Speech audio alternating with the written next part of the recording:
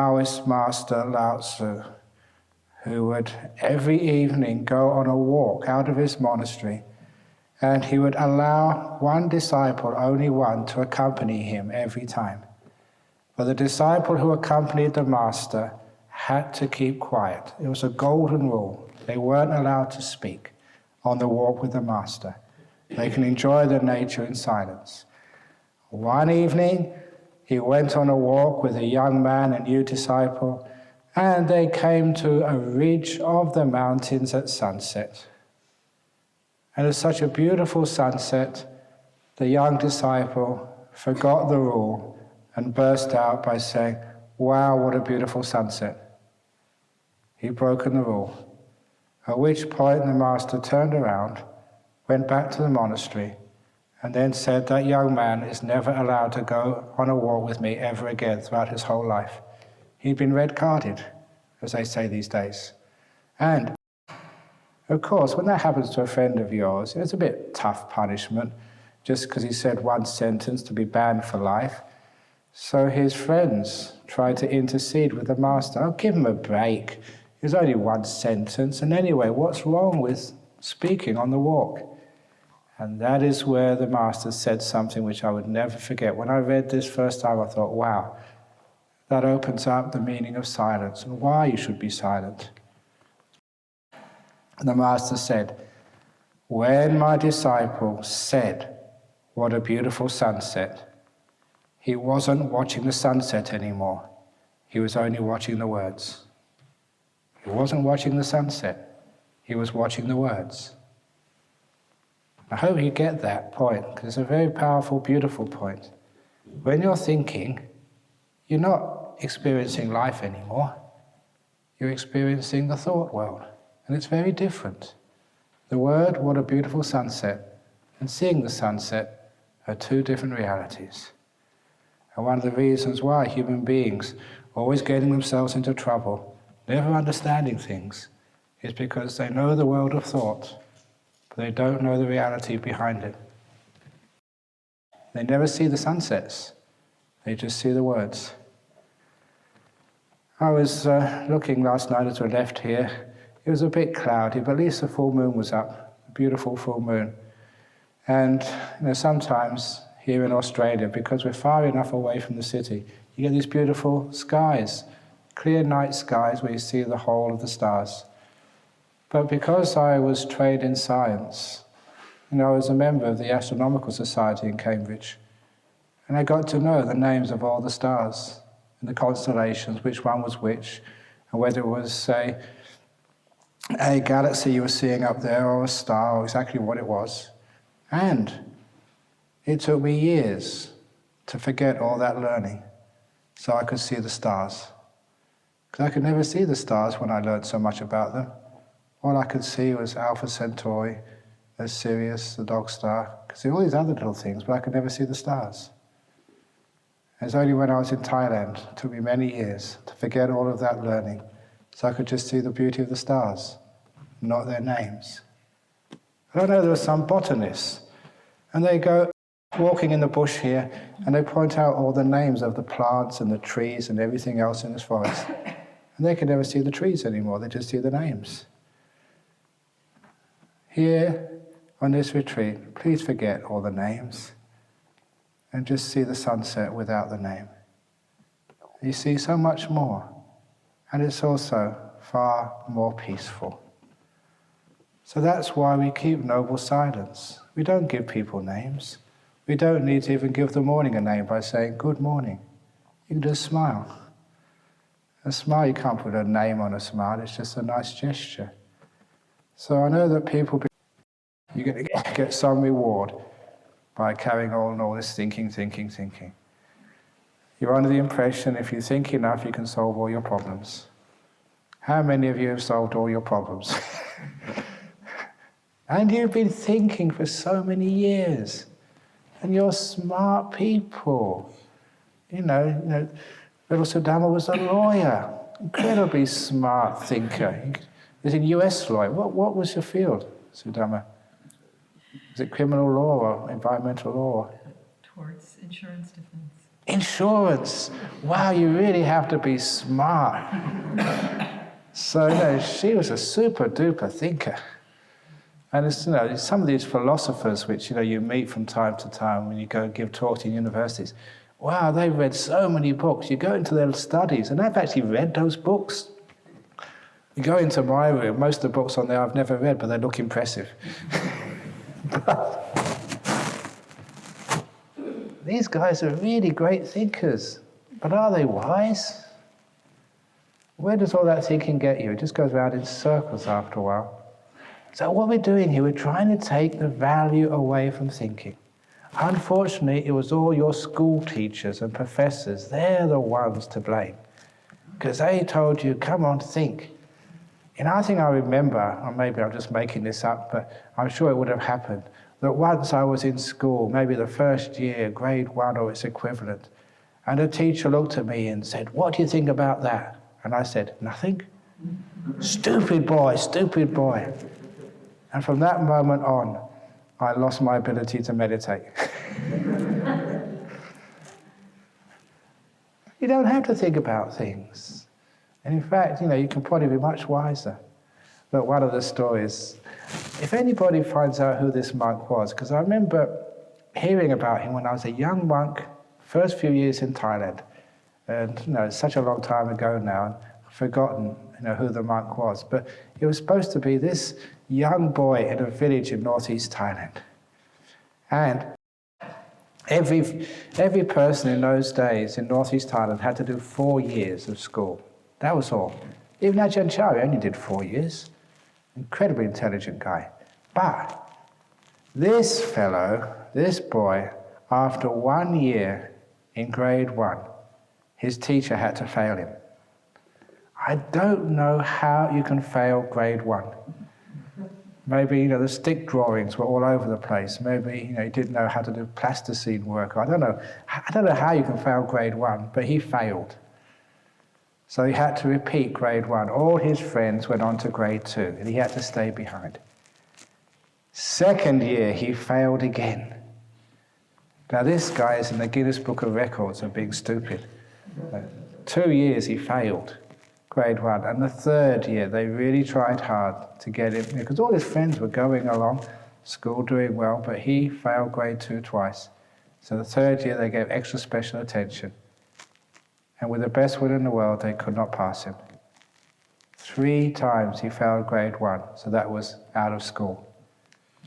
Now that really takes something to fail grade 1, 3 years in a row.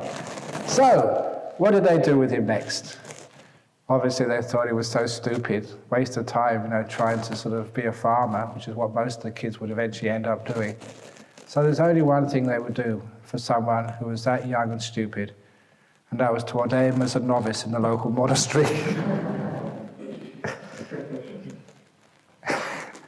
So in those days, those little temples you used to see in Sri Lanka and Thailand and Burma and all over Southeast Asia, yeah, they were there for, monks, nuns meditating. They're also there as like a social service. Kids without homes, orphan, people who, for one reason or another, ran out of money and they had nowhere else to go. They could always go to the temple.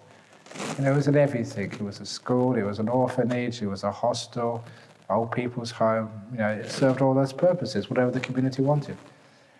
So anyway, they sent this dummy to the monastery, ordained him as a novice, and the poor guy, he couldn't even remember Namo Tassa. What was that second word again? Namo something or other. He couldn't learn anything. But in those temples, sometimes, as a young monk, I was always taught, those are just village temples. They're not real monks. They don't keep the rules. But there's so many kind people in those monasteries, and I've seen these very kind old abbots. Yeah, they may have a television in their room, but they're incredibly compassionate. They really look after and help other people. So I respect them for that. And so I had one of these very kind abbots who really worked hard with this young kid. But after 2 or 3 years, even the abbot just gave up. This guy was just too hard. Couldn't learn anything. And be a monk, you have to remember some things. You have to do some chanting. At least give the 5 precepts. He couldn't do any of that. So the last resort, The place where they send the ones which they can't even last in a monastery in a village, was send them to the forest monasteries, which is where I come from. But it doesn't mean that all the monks who go to forest monasteries are stupid. But this guy was.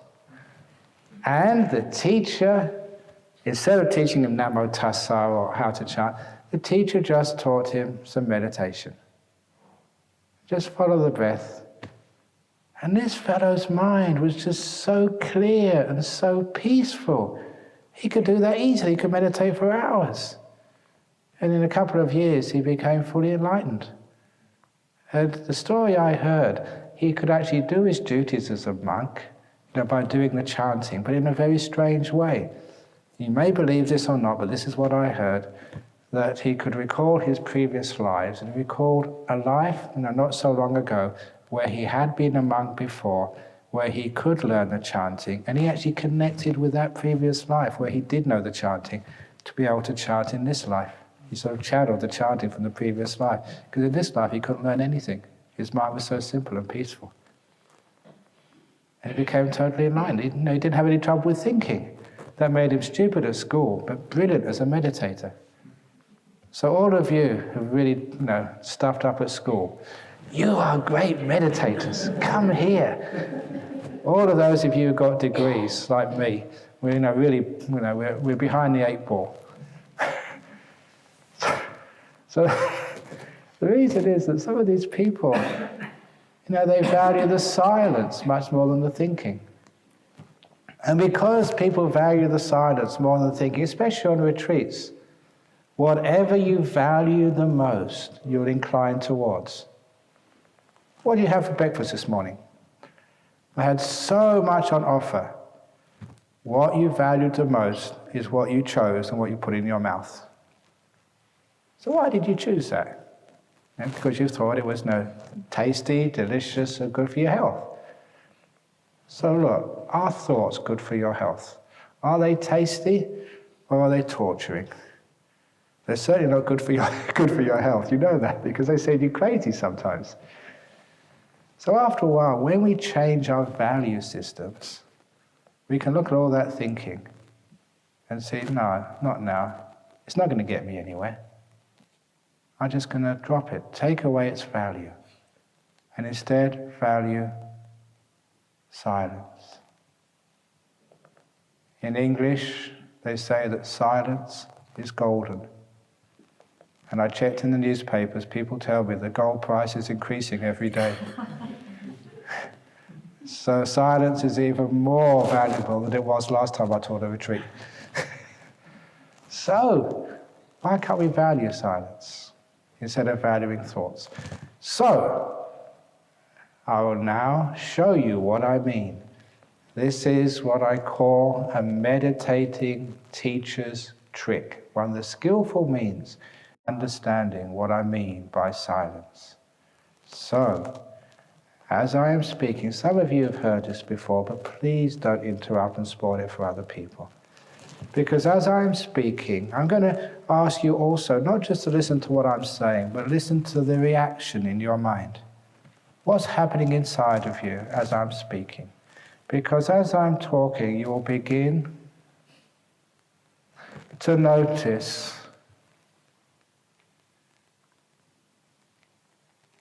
some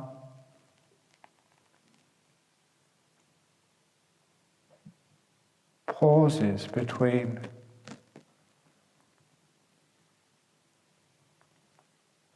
my words. In those spaces, what was going on in your mind? There it was again. You were silent. You were aware without a thought going on in your head. That's why it's a very skillful and effective trick. For the first time, many people have realized, I can be silent. There it is again. And it's beautiful. It's profound. It's deep. And somehow or other, you know there's so much freedom and meaning to be found in that silence. So by giving you a taste of that silence, now you understand its value. Now you have to increase its length of time, so you're more and more and more silent.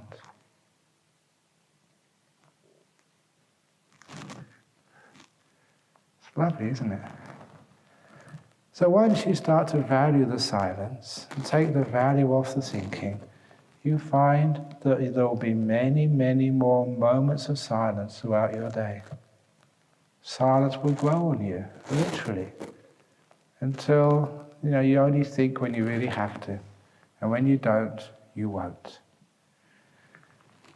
The related technique which helps you remain silent is actually doing what we call little mantras. A mantra is a group of words you say to yourself over and over and over. It's what the Buddha said in the Sabhasava Sutta of like substituting one thing for another. So the thinking goes on and on and on. So you want to substitute a thought, yes, this is a thought, a mantra which you say to yourself, but a very simple thought. Instead of having the thoughts go all over the place, take the one set of words, a mantra, a thought, and keep repeating it again and again and again, because it blocks out the other thoughts. Now, many of the mantras which I heard, as a young monk, they didn't really work. And one of the reasons why they didn't work is because the way it was used. It's not just repeating the mantra over and over and over and over again. It's important if you're using mantras to make the mind silent, is to put spaces between the words. Now, there are many, many different mantras, and I just mentioned the one I was talking about the last time I was overseas was the old Tibetan mantra, the Om Mani Padme Hum mantra, which is, I thought was the most famous. I knew that as a kid. So you could use that if you like. If you're a die-hard Theravada, you can use sort of Namo Buddhaya, that's the Indonesian greeting, Namo Buddhaya. That means homage to the Buddha. Or, I don't know, you can make up your own mantras if you like, but the important thing, if you're doing, it's just a Theravada, Namo Buddhaya, say. If you're doing that as a mantra, remember to put spaces between the syllables. Namo Buddhaya. If it's Om Mani Padme Hum, Om Mani